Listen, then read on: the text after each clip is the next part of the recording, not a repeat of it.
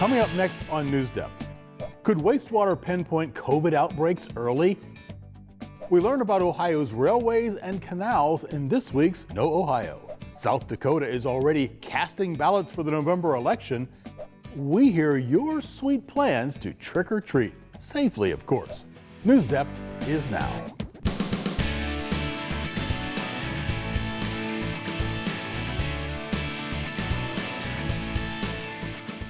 One huge ship has landed on the East Coast. Hello everybody, I'm Rick Jackson. Thank you so much for joining us. That big boat is the CMA CGM Brazil. It's more than 4 football fields long and can carry more than 1,500 20-foot shipping containers. The Brazil is the largest ship to ever dock on the East Coast. Now, it spent the last 2 weeks making its way to ports along the East Coast from New York to Charleston. A port is a city with a harbor where boats are able to load and unload their goods. For the Brazil to be able to dock in Charleston, the South Carolina city needed to build up the infrastructure there and even dig the harbor deeper just so the ship could fit. Reporter Amy Russo was there when it arrived at Wando Terminal. The giant ship cruising into the Cooper River, spectators capturing every second. What's the big deal for us? It's something we've been working on for several years. The CMA CGM Brazil is a big, huge ship carrying 15,000 containers filled with items you may have at home. It's a trend in the industry is bigger ships because it lowers costs and enables them to handle more cargo with the same amount of fuel, same amount of crew. It wasn't just smooth sailing to get the ship here. It took a lot of preparation. We've bought taller cranes, fortified our wharfs, improved our yard equipment, deepened our harbor, and all of these things is what has allowed us to bring this ship in successfully today. That $597 million harbor deepening project still underway, expected to be finished in 2022. And what the harbor deepening really does is it enables us to handle a ship like this without restrictions. Charleston, one of many stops for the Brazil. So it came from Port Kelang in Malaysia, went by the Suez Canal. It started in Halifax, went to New York, Norfolk, Savannah, and it's here, and then it'll go back by the Suez Canal to Port Kelang and wind our way actually up through Vietnam, up to China, and then back. You may want to head to the harbor soon. You don't have long to catch a glimpse. But from the excitement of having the largest ship that has ever called the East Coast to be here, that's invaluable. Thanks, Amy. Ohio is home to several ports too. Those, of course, are along our Lake Erie coast. They allow us to play a unique part in the trade industry. Now, that role dates back pretty far. Our Gabriel Kramer has the details all about it in this week's No Ohio.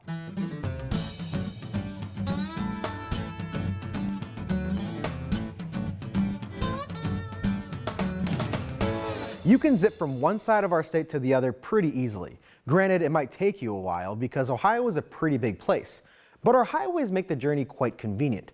Before the rise of automobiles and traditional highways, it was a different story. And while a horseback ride through Ohio sounds like a fun adventure, when it came to transporting large amounts of goods, wagons just weren't going to cut it. Ohio needed to innovate, and so on July 4th, 1825, construction began on our first canal. A canal is a man-made waterway that lets boats travel inland. Digging the canals would take more than 2 decades. Ohio ended up with 2 main routes, the Ohio-Erie Canal and the Miami-Erie Canal, and attached to them were many smaller canals. You can see from the map that both canals connected the Ohio River to Lake Erie, taking advantage of other rivers along the way, like the Maumee and Cuyahoga Rivers. By 1847, we had about 1,000 miles of man-made waterways with under 300 lock lifts. Lock lifts made it possible to move boats from one waterway to another at a different height. Because of the connection provided by canals, Ohio's economy was able to grow. Industries like farming could now reach further markets. Builders could access out-of-state supplies easier. Towns began to grow around canals. According to the National Park Service, Ohio's population skyrocketed from about 580,000 folks in the 1820s to more than 2 million by 1850. But Ohio wasn't done yet. Next came the railroads. Building of railroads first began in 1836, but it didn't grow as fast as canals did. They primarily served to connect locations lacking access to a canal. Some resistance to railroads was due to the fear of losing money on building them when canals were so cheap. This fear did not last too long though, and by 1850, railroads started sprouting up more and more, connecting Ohio and the rest of the country. Compared to the 1,000 miles of canals by 1910, there were more than 9,500 miles of railroads. This drastically sped up travel time for goods and people. Unfortunately for railroads, they met a similar fate to canals. Around the time of World War II ending, automobiles became more accessible and trucking picked up. Despite their lack of use today, both canals and railroads completely changed transportation and contributed heavily to the growth of Ohio. And it's only a matter of time before another change is upon us. Think high-speed rail, perhaps? Thanks, Gabe. High-speed rail sound like a great idea, but while we wait for those, some folks are content to just watch the regular trains roll on by, especially in the Ohio city of Berea. The spot is a prime Northeast Ohio destination for both casual observers and dedicated enthusiasts, also known as rail fans. Spotters come here from across the country to get a glimpse of these remarkable machines. It became one of the busiest crossing points after the federal government stepped in to bail the rail industry out in the 1970s. Dan Paletta has the story. Berea's connection to trains dates back almost to its beginning, to a time when it was home to one of the largest producers of sandstone in the world. Key to its success was the establishment of rail service in 1876 and the opening of the Berea Union Depot that connected the city to the world. It all started with the quarries, and then they started shipping it out by rail. The original Berea station was about a quarter-mile west of where we are today, and it was a dilapidated old wooden building. Citizens of Berea voted to have a nice station built using the sandstone from the quarry, and that was around 1880s. The development of new, better building materials chipped away at the use of sandstone. Coupled with a decrease in passenger rail service and new ways of moving freight, in 1958, the depot closed and rail service to Berea stopped. Across the country, rail service slowed and companies merged or went bankrupt. With the start of the interstate system, passenger declined because people now had vehicles, airplanes. There was no need to travel by rail when you get to Chicago. Instead of 8 hours, 1 hour. So that's basically why that happened. In 1974, to save the rail industry, the U.S. government enacted the Regional Rail Organization Act, the first in a series of laws designed to consolidate bankrupt lines under a single brand, operating under the name Conrail. Well, it was Consolidated Rail Corporation. The government started to eliminate routes or abandon certain sections that weren't profitable. If they're both going to the same place, there's no point in doing that. And all the eastern roads were Conrail.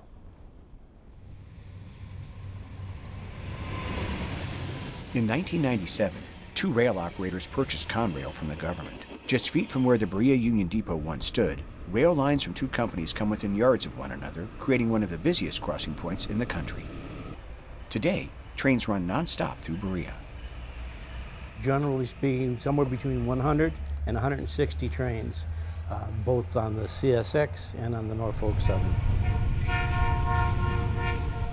Train watching isn't an expensive hobby. Some simply sit and watch, while others invest in binoculars, cameras, notepads, and scanners. Basically, it's up close and personal without any grief. You pull in the parking lot and you're 10 feet away from the trains. To me, railroads are fascinating. The locomotives, the size, just the sheer power that's pulling all this stuff. The diesel engines are very powerful nowadays. And then they like to photograph stuff because 20 years from now, what you're seeing today will be gone like steam engines. Thanks, Dan. As for the former Berea train depot, it was sold back in 1980 and today operates as a restaurant. Rail fans park at the far end of one of its two parking lots, peering down the tracks and listening for horns, signaling the approach of the next train. Well, let's stick with transportation, shall we? Just a little bit longer, is that okay? Good.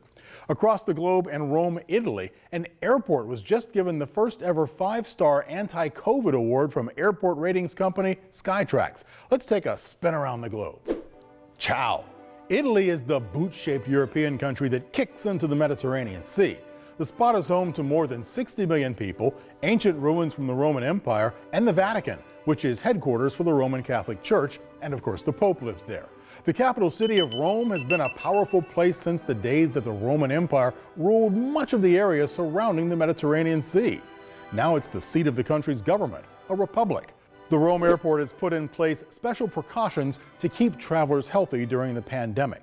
It is the first in Europe to begin testing passengers who get onto flights. Delia Gallagher takes a look at the world-leading protocols in place at the airport. Rome's Fiumicino Airport is the first airport in the world to have received a 5-star rating for cleanliness and anti-COVID measures from airline and airport ratings company Skytrax. By comparison, London's Heathrow and other airports in France and Spain received 3 stars. Fiumicino was one of the first airports to begin using thermoscanners at entrances and the Smart Helmet, a portable thermoscanner. It's also one of the first airports to have rapid testing available for passengers right at the airport. Ivan Bassato, director of operations, says it's a safety measure, but also a convenience issue for travelers. I would say it's not a good service or at least a good experience for passengers visiting an hospital or visiting a laboratory ahead of a flight, as it is required in some countries. Since August, travelers coming into Italy from some high-risk countries have been tested on arrival. And just this week, the airport becomes the first in Europe to test departing passengers on flights from Rome to Milan. If you test those passengers before entering the air transport system at the airport or before boarding a plane, okay, in that case we have a flight that is fully tested. If successful, Bazzato says they hope to also use it on international flights. Travel through this airport is down 80% compared to this time last year, authorities tell us. And one of the reasons they say they're continually trying to improve protocols is not just for the physical health of passengers, but also so psychologically they will feel safe to fly again. Thanks, Julia.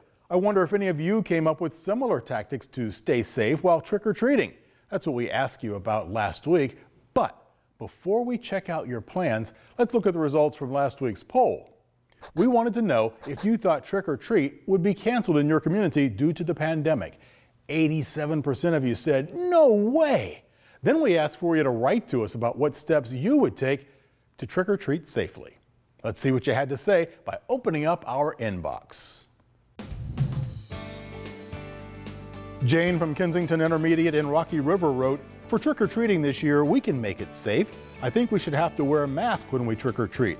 It might not be very fun wearing the mask, but at least we still get to trick-or-treat.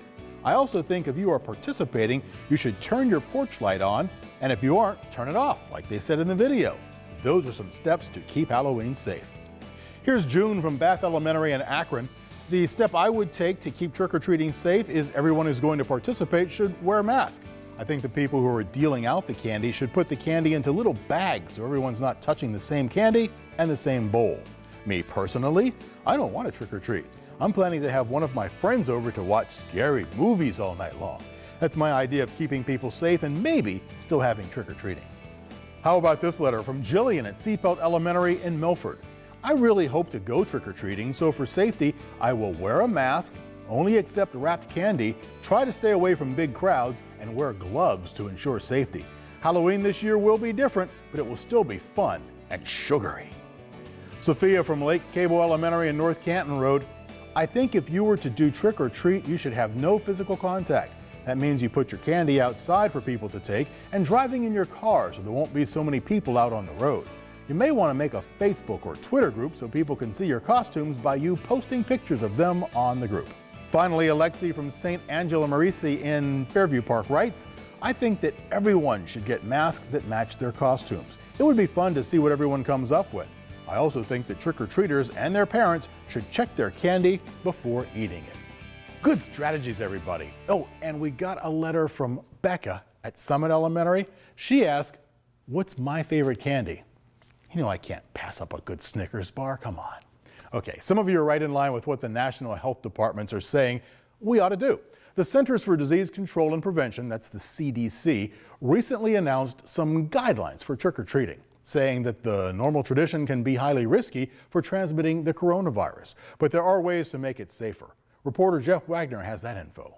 So will be mine. Getting a good scare on Halloween is welcomed. So too is the chance to get an endless amount of candy. I'm deciding between, I don't know. Jackson Noon has his costume picked out. He just hopes people are there to greet him when he goes trick-or-treating. I think it would be fine if they just at the door, they just handed the bowl of candy and we just took one out. The CDC released new guidelines for celebrating Halloween, stating that trick-or-treating door-to-door and handing the children candy is high risk, but that leaving an individual bag for the kids to grab is only a moderate risk of spreading the virus. I'm not sure if people are going to hand out candy, if they're going to answer the door, or if there'll just be a big bowl that everybody dumps into their bag the first stop they get.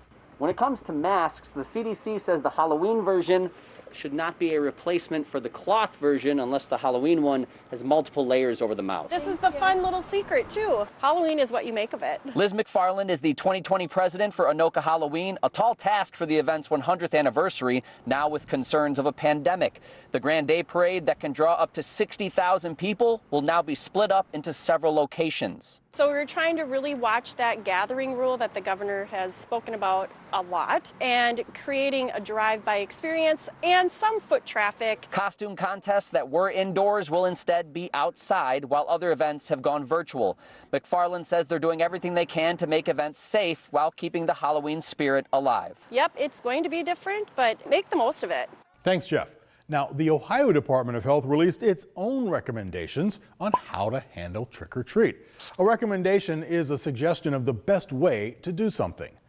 They advised community members come up with creative ways to celebrate, doing drive-thru trick-or-treating or even holding Halloween costume parties online. We'll have a link to the full list of recommendations beneath this episode on our website. Now, speaking of drive-thrus, last week the Ohio Unity Coalition, a group that works to prepare black voters for Election Day, set up a drive-thru voter registration event. See, you can't just show up on Election Day to vote. It's not that easy. You need to register with your local Board of Elections so that they have your address, your name, and your other information in advance. That way they can ensure that the voting that happens is fair. Now, to make it in time for the November election, the last day to register to vote in Ohio is October 5th. Reporter Sophia Perricone attended the event in Lucas County. That's where Toledo is. Sophia? Ahead of the 2020 election, the Ohio Unity Coalition wants to make sure all voices are heard. Tuesday was National Voter Registration Day. The balance of how we include everyone in our democracy is at stake in this election. To encourage more people to register, the coalition held a drive-through registration event, letting people sign up without having to leave their vehicle. We have all of our voter registration forms here. We have absentee ballot application forms here. They pull up, fill it out, and drive off. The Board of Elections says about 294,000 residents are registered to vote in Lucas County. It's a number that continues to grow by the hundreds daily. We're averaging anywhere between 500 and 800 a day. Some days, like I said, are much, much busier than others. Reese Scholl, a senior at Springfield High School, is part of that growing number. After sending in his voter registration form, he's now encouraging his peers to vote for the first time this year. Not only, as cliche as it sounds, are we the people of tomorrow, we're the people of today, because the laws that we're making now and have repercussions on us not only later, but they do now too. Thanks, Sophia. Even though the November vote will decide who's the next president and it's a national election, each state has its own rules and deadlines for the voters there. In Ohio, the earliest you can vote is October 6th.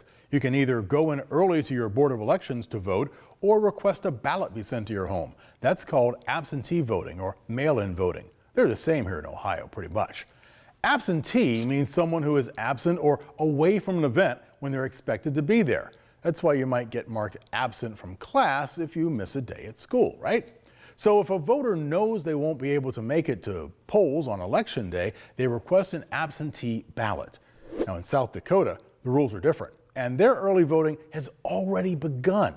Reporter Miranda Page has the update. So far, 23,000 absentee ballots have been requested. Minnehaha County Auditor Bob Litz says absentee voting has always been a popular choice in Minnehaha County. It's been a service. A lot of people like it. Now that is, increased.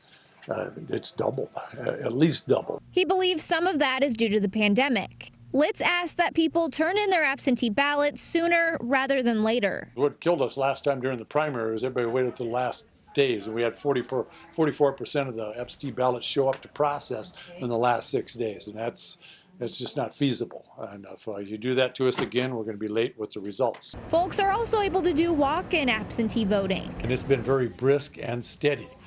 Normally the first day it's kind of spotty, a little sporadic, but this time here I think there's an enthusiasm in the air on both sides, and folks are showing up for it. Some voters like to get their vote in early so they don't have to worry about it. We go south for the winter, and so we'll be leaving pretty soon to do that. So it was a beautiful day, and we thought we'd get here early and get our vote in.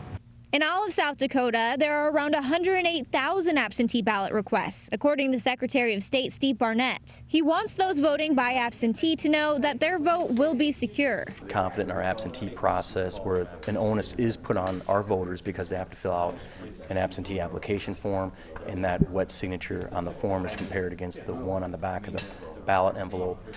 And so that form has to be accompanied by a photo ID or notarized. So we're very confident in our election this fall. Thanks, Miranda. Now, you've seen a few of the ways voters can cast their ballots, early in person and by mail, also known in Ohio as absentee voting. We want you to put yourself in the voters' shoes for this week's poll. If you were able to vote in the 2020 election, how would you cast your ballot? Head to our online poll to choose either early in person, by mail or absentee, or in person on Election Day. Then write to us. Tell us why it's important to have multiple ways for people to vote. You can find the inbox form right beneath this episode or on the NewsDepth homepage. All right, time for a COVID update, and this one has some cool but kind of stinky science to it. Researchers in Wisconsin are using wastewater to locate outbreaks of COVID early.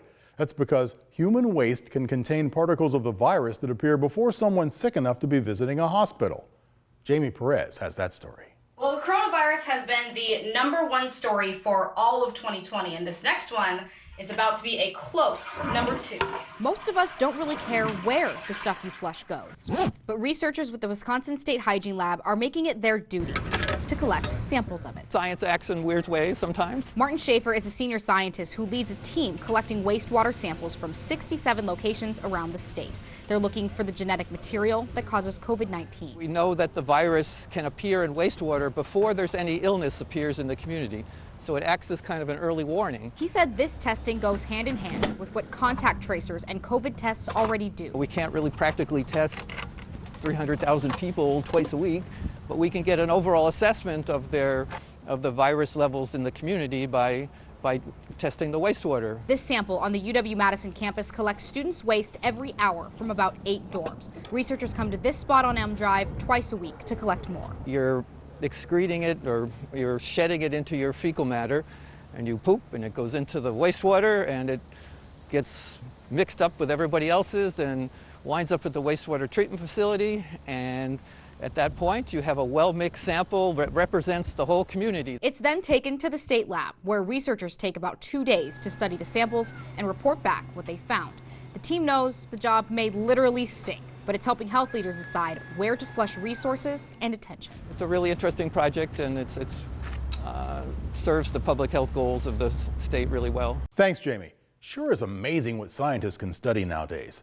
So let's leave the wastewater for something that's a little more refreshing. Lake Erie. Living near water means you have to know how to stay safe.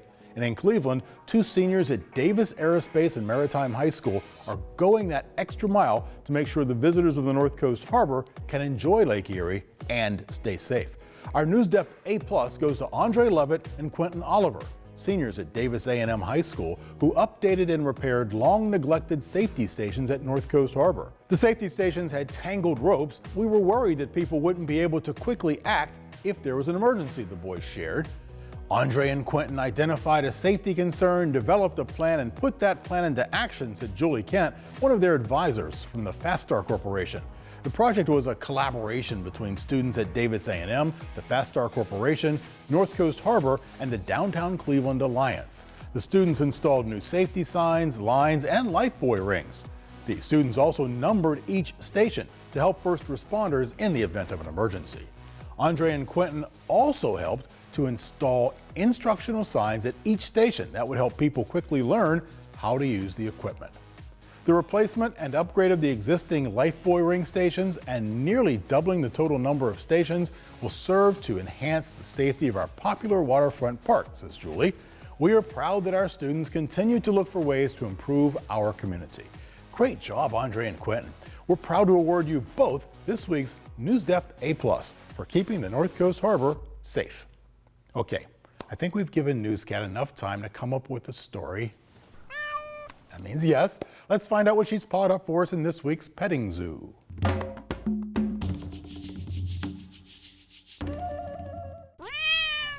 Hey there, Newscat. Hard at work, I see.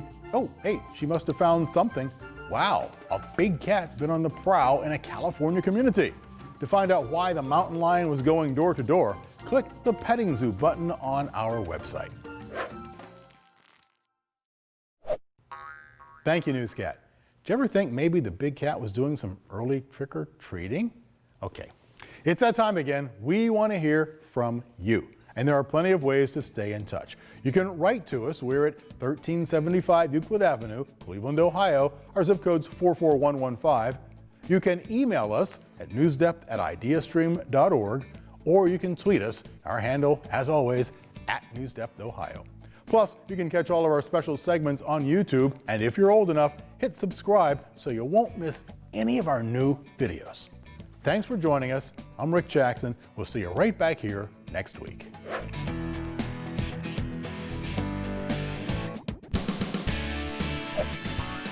NewsDepth is made possible by a grant from the Martha Holden Jennings Foundation.